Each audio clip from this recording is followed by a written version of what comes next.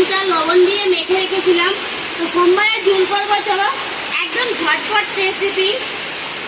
কালো জিরা পুরনো দিয়ে দিলাম, তেল অলরেডি আগে দিয়েছি, গরম করে নিয়ে নিয়েছি।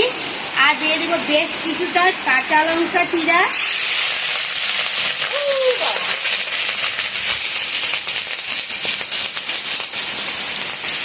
হলুদ, জিরা বাটা,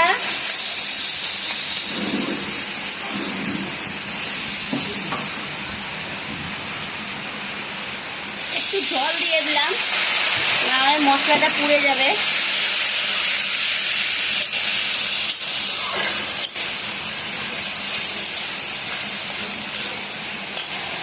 লবণ দিয়ে মাছটা আমি মেখে রেখেছি আগের থেকে, তো বেশি লবণ দেব না, অল্পটুকু লবণ দিয়ে দিলাম।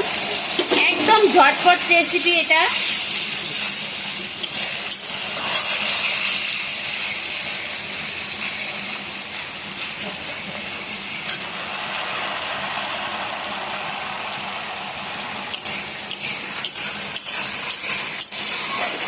মশলাটা একটু ভালো করে কষাতে হবে, হয়তো জিরা আছে, জিরায় কাঁচা কাঁচা গন্ধ করবে আর ভালো লাগবে না।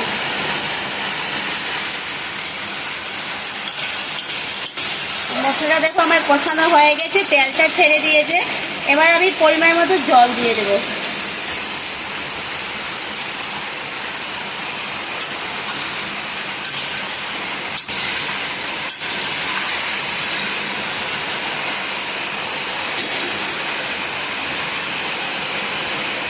মাছের মধ্যে লবণ মাখা আছে, এখন এটা দিয়ে দেব।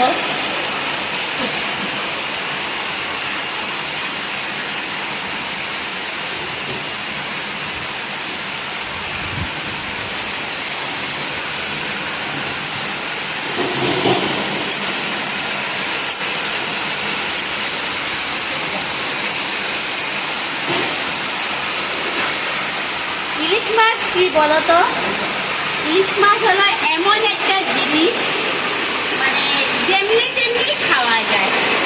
আজকে আমি সোমবারে ঝোল করবো, একদম ঝটপট করে একটা এটা ঢাকা দিয়ে দেবো।